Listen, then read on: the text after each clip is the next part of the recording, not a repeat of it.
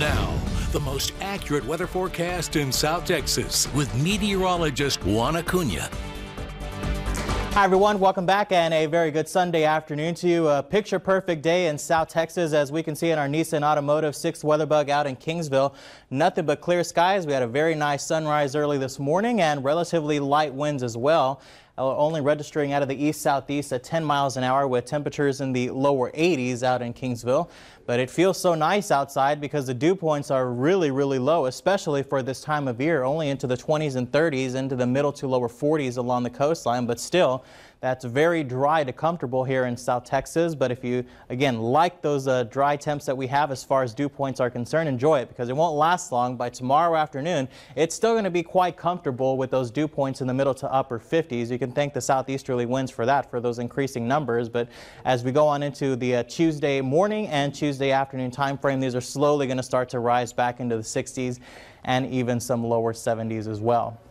Our water temperature has cooled down at Ball Hall Pier at 72. We're at 78 degrees right now, but into the middle to lower, or I say upper 80s for the inland community. 77 out in Mathis, 80 in Beeville, and 81 out in Kingsville as well. And again, the winds are relatively light. This is somewhat of a treat for us because it's been really windy these past several days, but still holding on to a nice breeze along the coastline out of the east-southeast around 10 to 15 miles an hour.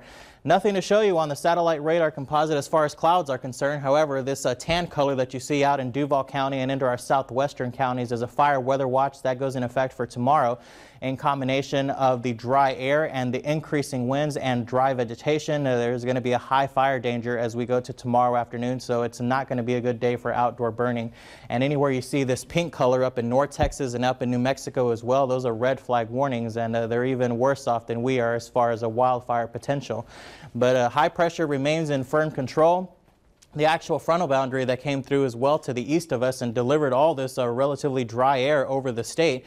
But look at this long line of showers and storms extending all the way down to the Sunshine State in Florida and moving all the way into the upper Midwest and even the Great Lakes, where those folks are seeing anywhere between 6 even up to a foot of some snowfall that begins to push up in their region. And this is very slowly going to push off to the northeast for the next about 24 to 48 hours. So they have another long night and a couple of days ahead of them as we have high pressure off into the Four Corners region. There's another Pacific Northwest front that's making its way into that area of the United States, and that one, it will not make it all the way to the coastal bend. But upper levels, there's the upper level storm system that's bringing all the snowfall for those folks. But high pressure going to be in control for the next couple of days here.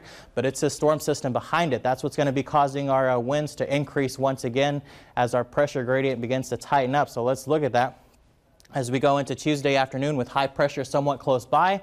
That means the sunshine remains in the forecast, and then this is going to move off to the east. So as we go into Wednesday and Thursday, the winds will relax a little bit. It's still going to be breezy out there, but then another storm system right behind that one is going to send a surface cold front and increase our winds as we go into Thursday, Friday, and Saturday as well, with the frontal boundary making its way early Sunday morning. But for tomorrow, sunny and sensational, highs in the lower 80s, clear skies, low humidity, and pretty windy out of the south-southeast.